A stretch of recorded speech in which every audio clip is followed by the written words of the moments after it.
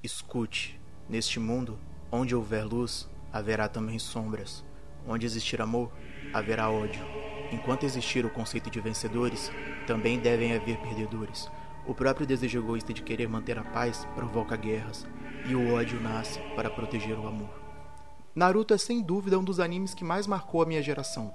E é interessante ver como já no início da obra são abordados temas extremamente importantes, como o abandono e as consequências da ausência paterna e materna, o problema das instituições de ensino que não conseguem adaptar seu modo de ensinar a todos os alunos, e até mesmo temas que são vistos como um tabu e que dificilmente ganham espaço em TV aberta, como a identidade de gênero.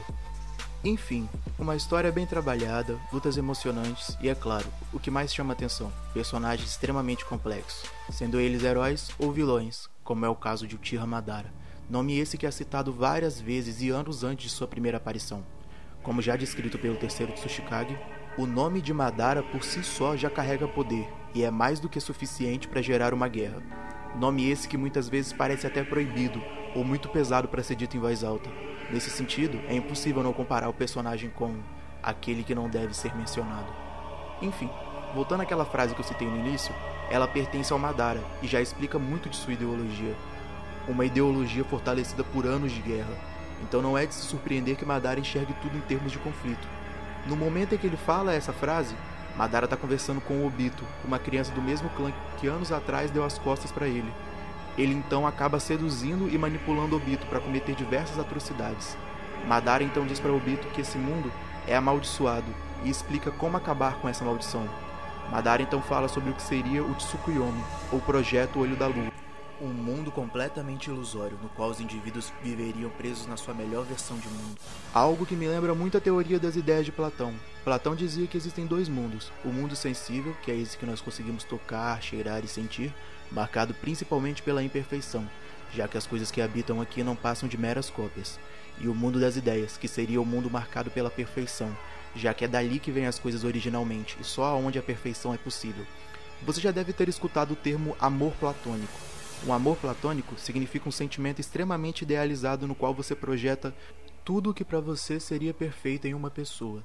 Talvez por isso a maioria de nós acabe se frustrando nos relacionamentos. Afinal, só no mundo das ideias pode existir alguém que corresponda a todas as nossas expectativas, nos mínimos detalhes. A semelhança com a teoria de Platão só vai até certo ponto, já que o Tsukuyomi seria o rompimento dessa ideia de dois mundos, já que os indivíduos viveriam única e exclusivamente no mundo das ideias.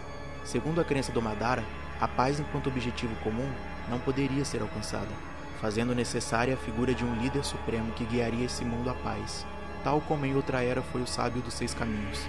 Aliás, a ideia de um líder supremo, símbolo da paz e da justiça, é uma das características principais de regimes fascistas, que acabam por gerar um estado totalitário.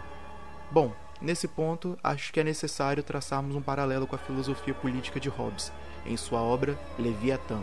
Leviatã, aliás, é um monstro marinho descrito no livro de Jó, no Antigo Testamento, e nesse sentido Hobbes compara a figura do rei com esse monstro gigantesco, o que já se pode notar na capa do livro, onde vemos a figura de um soberano formado por vários cidadãos, dando a ideia de que o poder, na verdade, emana do povo, mas é o soberano e somente ele que deve administrá-lo.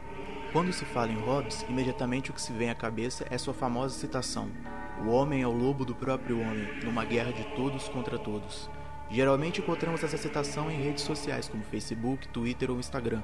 Ela sempre se apresenta em conflito com a afirmação de Rousseau: "O homem é bom por natureza, a sociedade o corrompe."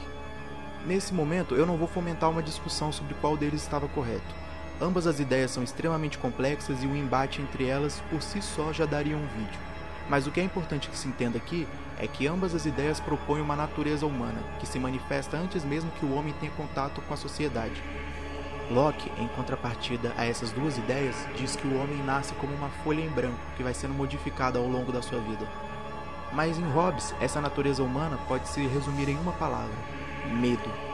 Hobbes propõe que o homem é um animal medroso e, como tal, busca sempre realizar seus objetivos a fim de garantir a própria sobrevivência e felicidade, não importando quaisquer obstáculos que se encontrem em seu caminho, seja um órfão de guerra, uma vila inteira ou qualquer ordem moral. O homem medroso é um covarde, que ataca sem pensar em qualquer parâmetro moral, o que nos levaria a um estado de barbárie com conflitos intermináveis. Essa seria a guerra de todos contra todos. Para entender melhor o que Hobbes quis dizer com isso, basta vermos a infância do Madara. O garoto cresce num contexto de guerra total.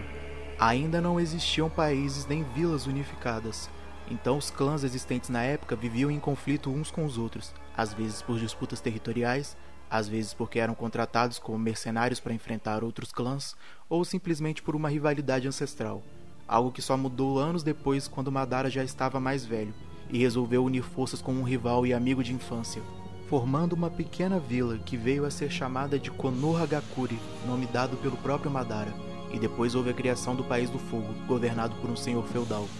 Os contratualistas, como ficaram conhecidos, defendiam a ideia de que o indivíduo abre mão de parte de sua liberdade para o Estado, e em troca o Estado fornece segurança. Isso é o que eles denominaram de contrato social. Veja que o sistema político do anime segue o antigo modelo feudal, com uma pequena diferença, já que a figura do Kage enquanto autoridade também se faz presente, responsável pela manutenção do poder bélico de sua nação, já que cada país agora tinha uma vila oculta, aonde meninas e meninos de 10 anos são treinados como ninjas. As escolas aqui funcionam quase como quartéis, que produzem soldados para a coroa.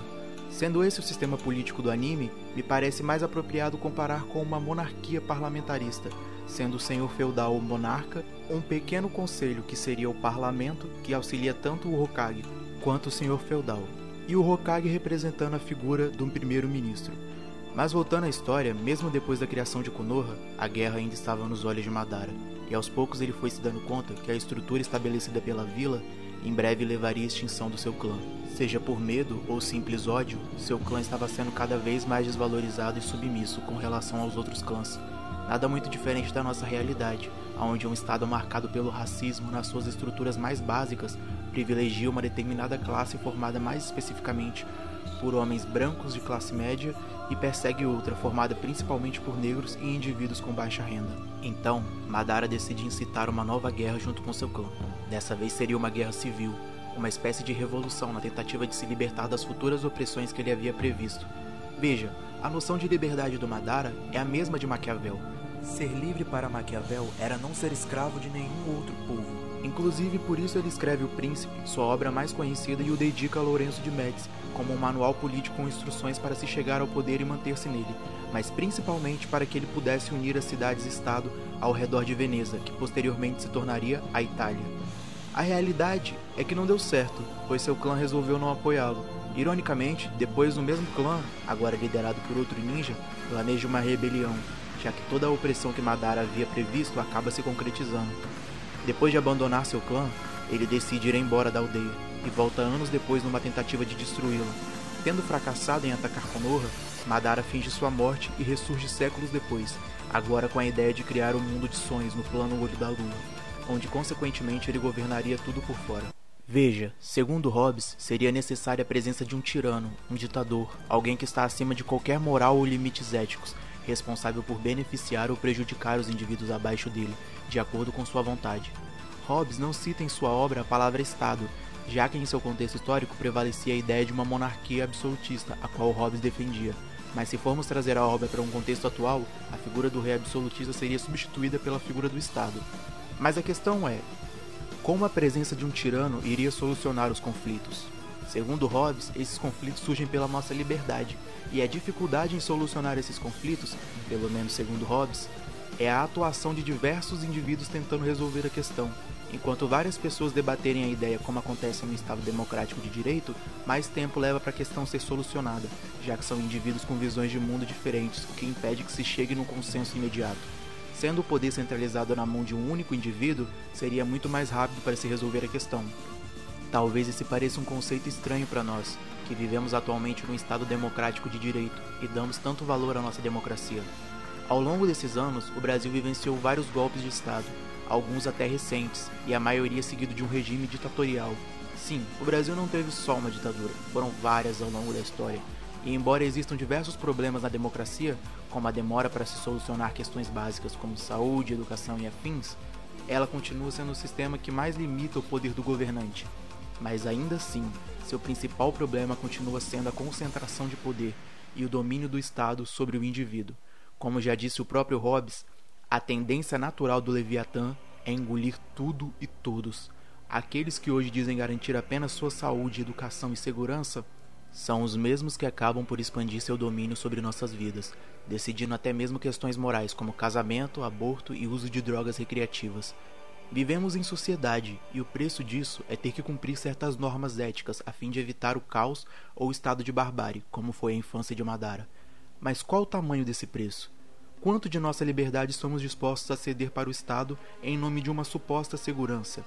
Enquanto instituições como a PM servem mais como uma forma de repressão aos menos favorecidos e como uma ferramenta estatal para garantir os direitos de uma classe privilegiada, o que como consequência gera abordagens violentas e chacinas, como no caso de Paraisópolis, ou tentativas de ocultação de cadáver, como no caso de João Pedro, uma criança de 11 anos que foi alvejada dentro de casa e teve seu corpo levado pela PM sem nenhuma explicação do porquê. Mas pegando um caso ainda mais recente, uma criança de 10 anos de idade era abusada pelo próprio tio desde os 6, tendo como uma das diversas consequências desse abuso a gravidez. E então o Estado se coloca na posição de juiz, como detentores de toda a moral e ética que envolve o caso, para decidir se ela deve ou não ter um filho.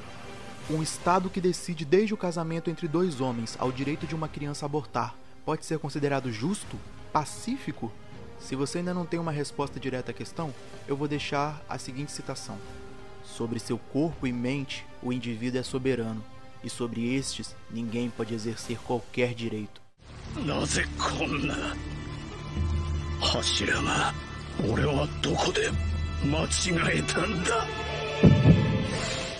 Eu sou Davi Maforte e esse é o Reflexão às Margens. E se você gostou, curte e se inscreve. E até a próxima.